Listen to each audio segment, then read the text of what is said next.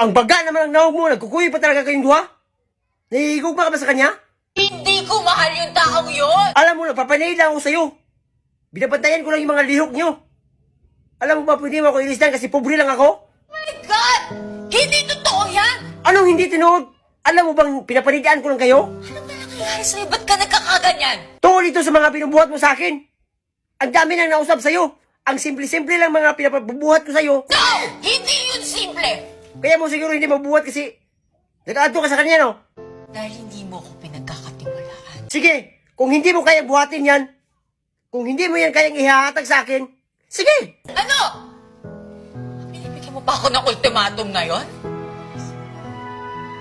Ano gusto mo? Mag-break tayo? O sige, magbubulag tayo. Akala mo siguro na hardlock ako sa'yo? Na magbulag tayo? Sige!